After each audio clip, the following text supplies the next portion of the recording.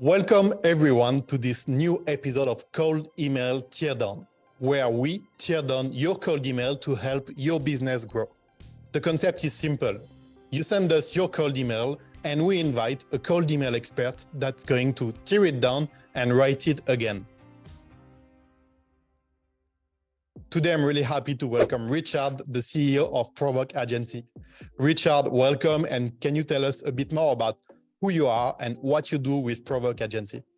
Sure thing. So I'm the owner of a B2B prospecting agency called Provoke. I'm in the business of capturing people's attention. I'm obsessed with finding the right words to attract, an audience. And we get people booked meetings. That's what we do with really good storytelling. Okay, great. Happy to have you, Richard. Let's get right into it and break down today's email. So this email was sent by a content marketing agency that specializes in the health industry. The goal was to get conversation started with medical office owners. Let's break it down and see what worked and what could be improved. Hey there, doctor, and then viable name. First line, which is the icebreaker. I really enjoyed the article you wrote about the benefits of flossing over 40. I actually sent it to my folks to read. My name is Ryan Chimelis and I own TGC, a private content marketing company that helps grow medical offices by creating videos for social media and increasing their online presence to get more clients.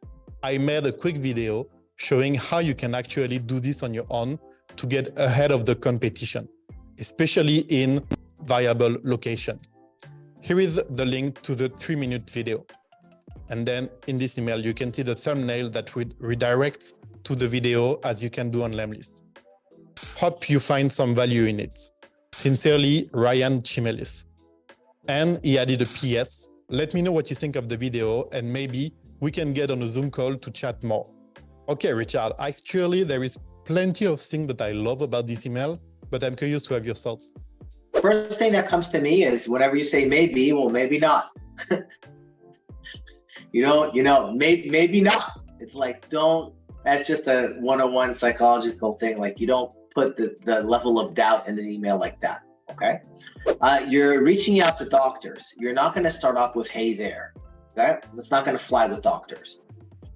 Very good point on, first line. I really enjoyed the article. Tell us what article, reference that article, put a link in it, okay? The article, Okay, I actually sent to my folks, that's good. So he goes into, my name is Ryan Chimelis and I own TGC. It's too early to do that.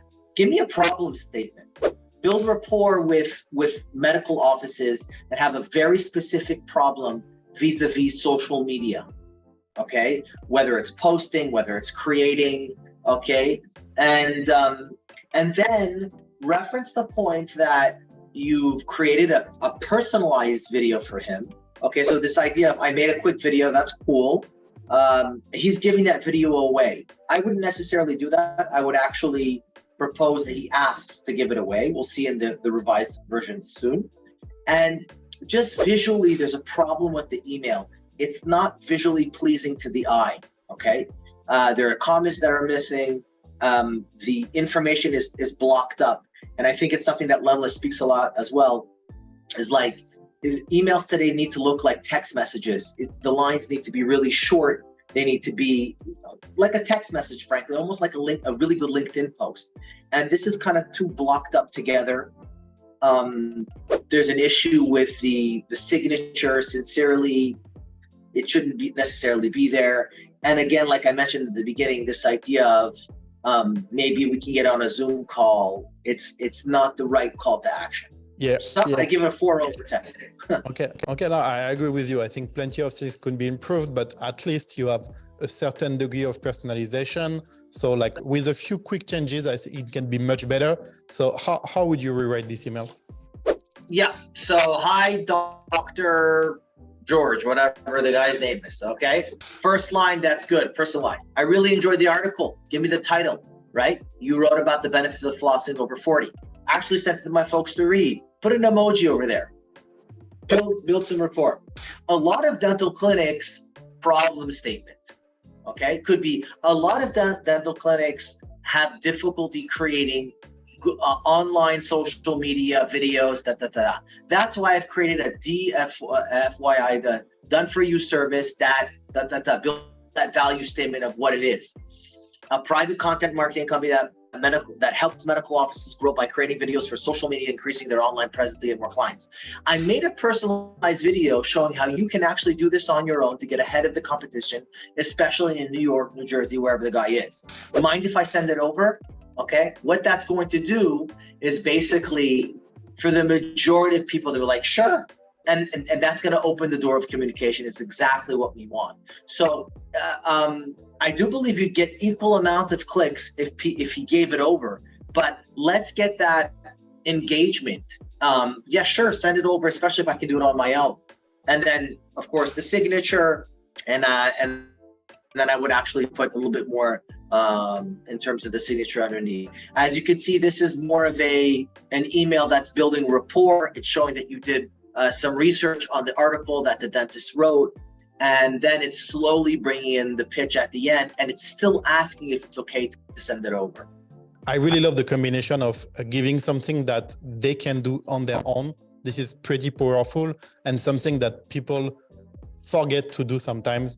The more value you provide, even if they do it by themselves for the next 6 months, if it works, if what you give works, in the end, when they need help, they will come back to you. So I think it's really powerful to use in a cold email. Is there any other reason why you think this email would perform better, Richard?